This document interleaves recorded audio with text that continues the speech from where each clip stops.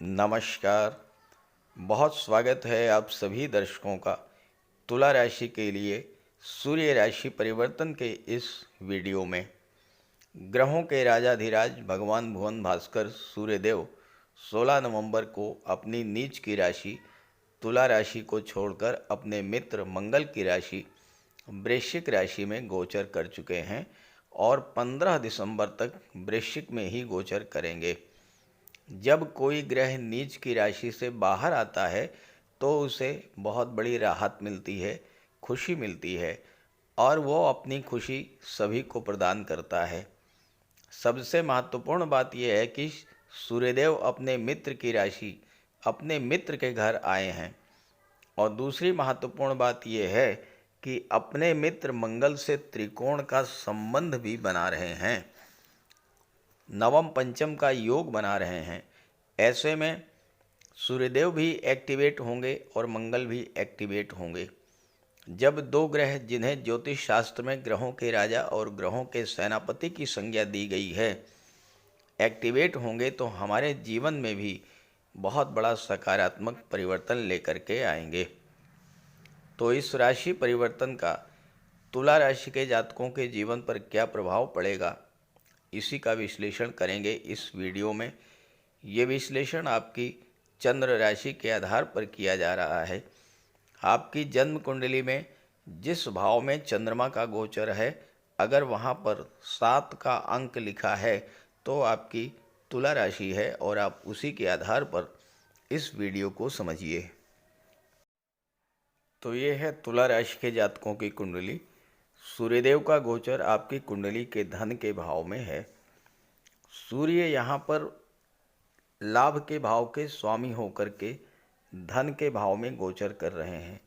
जब भी कोई ग्रह लाभ का स्वामी होकर धन के भाव में गोचर करता है या धन के भाव का स्वामी होकर लाभ के भाव में गोचर करता है तो वो महाधनी योग बनता है। तो सूर्य आपके लिए बहुत महत्वपूर्ण है इस समय, क्योंकि आपकी गोचर कुंडली में 1 माह के लिए महाधनी योग बना रहे हैं। सूर्य मंगल से त्रिकोण पर हैं। देखिए, मंगल दशम भाव में है और मंगल से 1 2 3 4 5 पाँचवें स्थान पर सूर्य हैं और सूर्य से नवम स्थान पर मंगल हैं। सूर्य मंगल में नवम पंचम योग बन रहा है। सूर्य भी एक्टिवेट हैं और मंगल भी एक्टिवेट हैं। तो 10वां भाव जागृत हुआ, 11वां भाव जागृत हुआ और धन का भाव जागृत हुआ।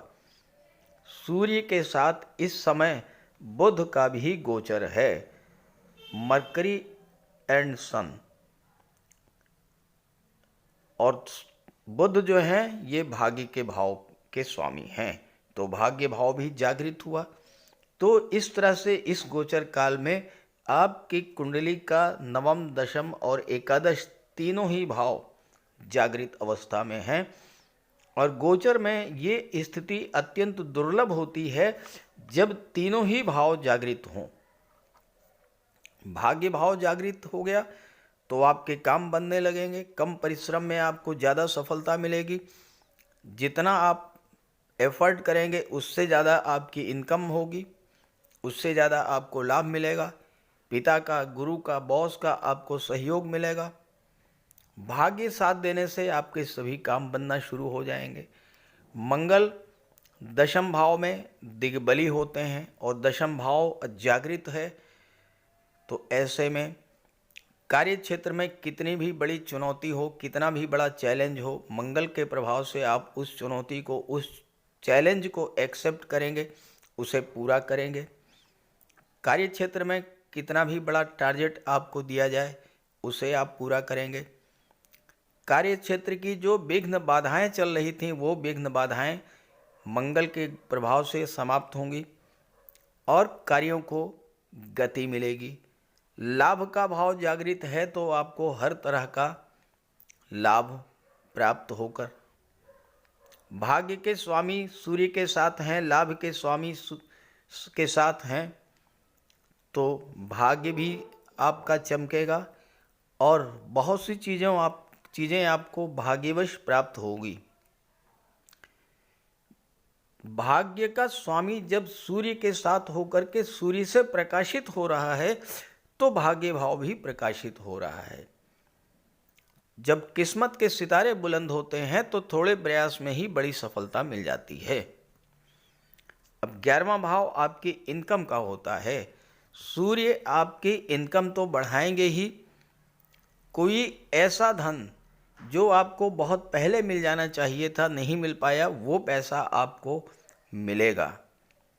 ज्योतिष शास्त्र का कहना है कि अगर कुंडली का 11वां भाव मजबूत हो, 9वां भाव मजबूत हो, 10वां भाव मजबूत हो, धन का भाव मजबूत हो, तो जीवन में धन की कमी नहीं होती, आर्थिक स्थिति अत्यंत सुदृढ़ होती है।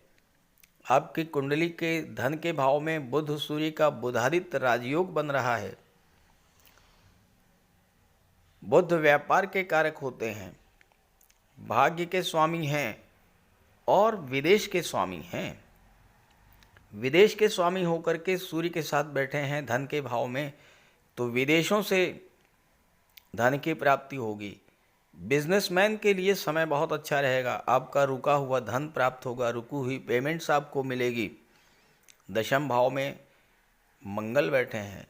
जो लोग मंगल से संबंधित क्षेत्रों में कार्य कर रहे हैं, डिफेंस में, आर्मी में, एयरफोर्स में, नेवी में, मिलिट्री में, पुलिस विभाग में, किसी भी तरह से रक्षा क्षेत्र से जुड़े हैं या मेडिकल और सर्जरी से जुड़े हैं, गेम्स और स्पोर्ट्स से जुड़े हैं, ऐसे जातकों के लिए भी धन प्राप्ति और धन के संचय का बहुत बड़ा योग बन रहा है। सूर्य मान सम्मान पद और प्रतिष्ठा के कारक होते हैं।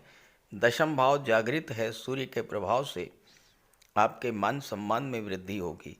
नौकरी में प्रमोशन का लाभ मिलेगा, वेतन वृद्धि का लाभ मिलेगा, कोई महत्वपूर्ण जिम्मेदारी का पद आपको सौंपा जा सकता है। सूर्य आपके आत्मविश्वास और आत्मबल में वृद्धि करेंगे। पिता और गुरु से आपको लाभ मिलेगा। आप अपने पिता से कुछ मांगना चाहते थे, नहीं मांग पा रहे थे, इस समय आपके अंदर वो साहस होगा कि अपने पिता से आप उस चीज़ की मांग कर सकेंगे और वो चीज़ आपको मिल भी जाएगी। 11वां भाव आपकी इच्छा पूर्ति का होता है, आपके सपनों का होता है, और इस समय आपकी कोई पुरानी इच्छा, नौकरी, विवाह, दाम्पत्य सुख या भौतिक सुखों से संबंधित इच्छा आपकी पूरी होगी। धन की कमी के कारण जो कष्ट आपको मिल रहे थे उनका निराकरण इस समय होगा।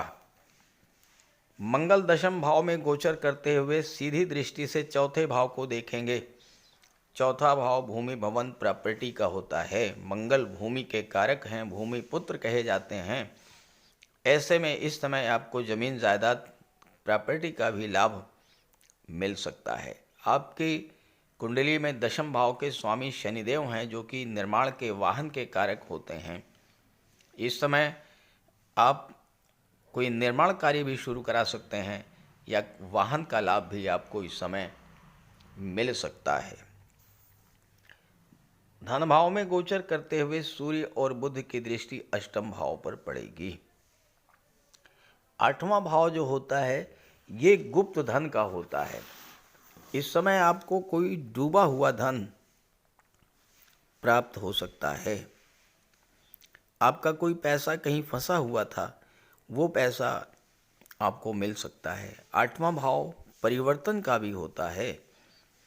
अगर आप अपने वर्तमान कार्य से, अपने जॉब से संतुष्ट नहीं हैं, सफलता नहीं मिल रही है, तो जॉब परिवर्तन भी कर सकते हैं। लेकिन मंगल है दशम भाव में, मंगल जल्दबाजी के कारक होते हैं, तो अगर कोई परिवर्तन करना ही है तो बहुत सोच समझ करके कीजिएगा।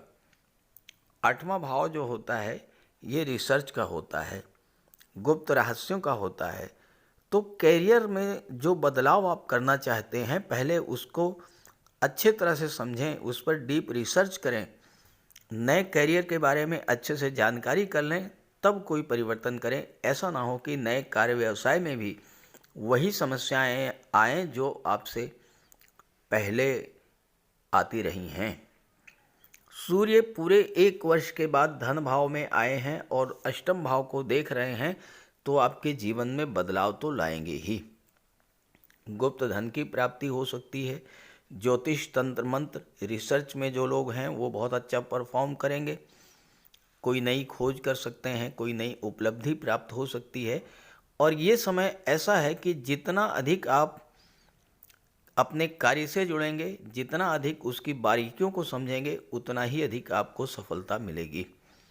सूर्य गवर्नमेंट के कारक होते हैं और आप गवर्नमेंट से संबंधित किसी भी जुड़ी हुई कोई बाधा थी अगर गवर्नमेंट की तरफ से, तो वो बाधा दूर होगी। सूर्य के साथ बुध की भी दृष्टि पड़ रही है, जो ऑडिट और अकाउंटेंसी के क्षेत्र में है, डाटा प्रोसेसिंग, डाटा एनालिसिस के क्षेत्र में है, या जो जातक शेयर ब्रोकर हैं, कमीशन एजेंट्स हैं, उनके लिए भी ये समय बहुत अच्छा रहेगा। और तुला राशि शुक्र की राशि है। शुक्र कला और सौंदर्य के कारक हैं। बुध 12वें भाव के स्वामी होकर के धन के भाव में बैठे हुए हैं, तो कला के क्षेत्रों से और कला के क्षेत्रों में विदेश जा कर के धन प्राप्त करने का बहुत अच्छा अवसर आपके जीवन में आ रहा है। तो इस गोचर का लाभ उठाइए। ये वीडियो, ये जानकारी अपने साथियों मित्रों को भी शेयर कीजिए। और कुछ छोटे से उपाय बता रहा हूँ। सूर्य पिता के कारक होते हैं। पिता को नाराज मत कीजिएगा, पिता का सम्मान कीजिएगा, पिता की सेवा कीजिएगा। सूर्य गवर्नमेंट के कारक होते हैं। सरकारी अधिकारियों से, सरकारी कर्मचारियों से संबंध बना करके चलिएगा। और तीसरी बात, प्रतिदिन प्रातःकाल सूर्य देव को अर्घ्य दीजिए, जल अर्पित कीजिए, गायत्री मंत्र का पाठ कीजिए, आदित्य हृदय स्तोत्र का पाठ कीजिए। ये सब करेंगे तो सूर्य का आपको विशेष लाभ प्राप्त होगा। नमस्कार।